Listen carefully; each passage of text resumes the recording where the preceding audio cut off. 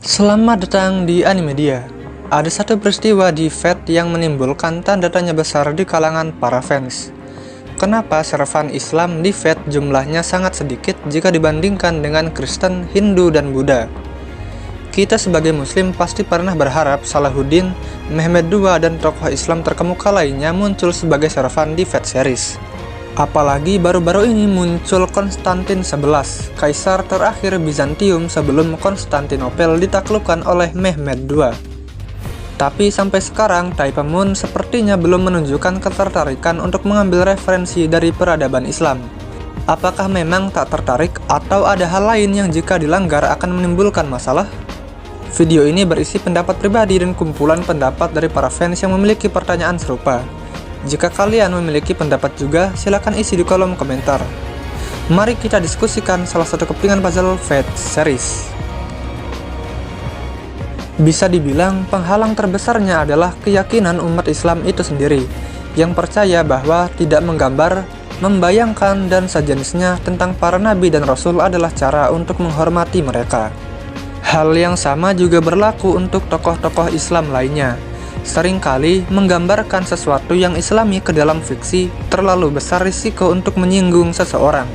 Karena umat muslim menghormati apapun tentang Tuhan mereka dan umatnya, hampir tidak ada ruang untuk situasi bagaimana jika seperti fiksi.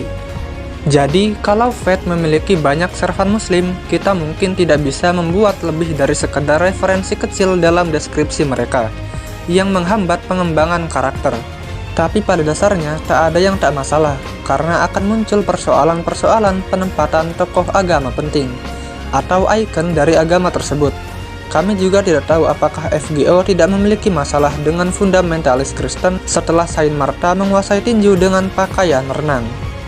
Jika memang akan ada salah satu tokoh Islam yang dijadikan servan di Fate series, saya ragu itu akan berhasil tanpa meminimalisir unsur Islamnya. Kita ambil contoh Hasan. Unsur-unsur Islam mereka sebagian besar dilupakan. Di samping itu, fakta bahwa mereka mewakili Islam tidak terlalu akurat, karena mereka adalah Syiah, yang dikatakan menyimpang dari ajaran Islam yang sebenarnya. Selain itu, kemungkinan besar mereka diambil karena legenda mereka, bukan karena faktor Islamnya. Tapi muncul rasa khawatir jika non-muslim menjadikan Islam sebagai ikon teror karena mereka, dan semakin meningkatkan anggapan bahwa Islam adalah teroris, dan membuat Islamofobia semakin berkembang, terutama di Barat dan Eropa. Kami dapat mengatakan bahwa Fate dapat menghormati agama-agama yang masih dipraktikkan sampai sekarang, selama para penulis mengenalnya.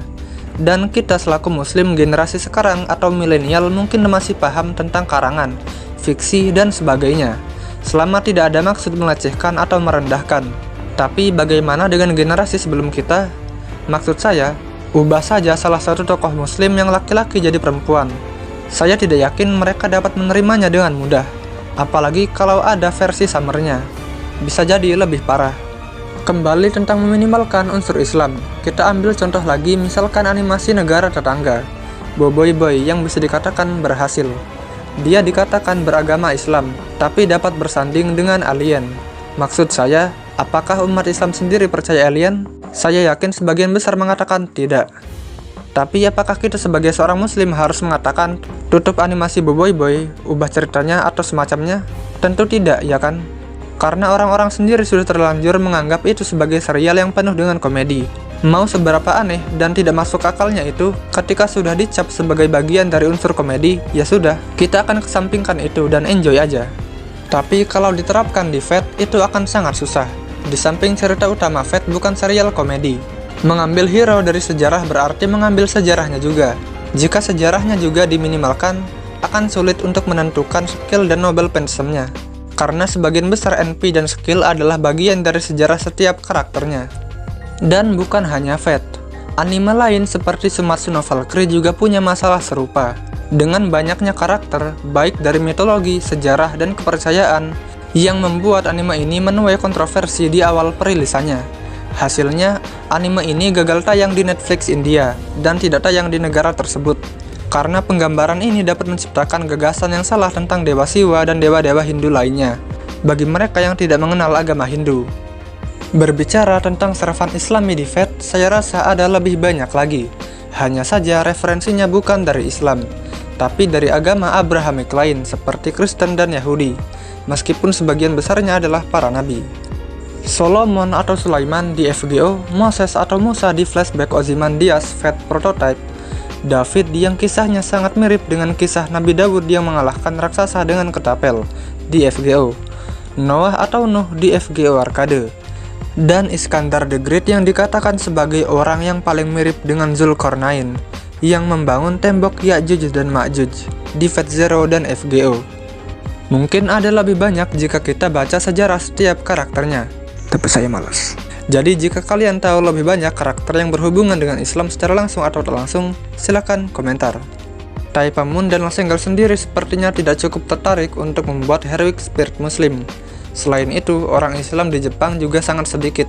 Menurut Kompas, hanya sekitar 0,1% dari total populasi Jepang. Itu sudah termasuk imigran dan pekerja asing. Dan ada resiko-resiko seperti yang tadi disebutkan. Tidak ada seorang pun di sini yang mendiskriminasi gagasan membawa lebih banyak heroic spirit yang berlatar belakang Islam. Namun tidak dapat disangkal bahwa hal itu akan membawa masalah, terutama jika individu dari zaman Nabi dirilis. Selain itu, ada juga risiko konvensi atau live streaming berikutnya terkait dengan FGO berakhir dengan hujatan dan komentar pedas dari netizen. Jadi, bagaimana menurut kalian? Akankah ada lebih banyak peluang bagi heroic spirit muslim untuk muncul di masa depan? Berikan pendapat kalian di kolom komentar. Like jika suka video ini. Jika ada saran, masukan, rate, atau apapun, silahkan komentar dan subscribe bila perlu. Bye-bye.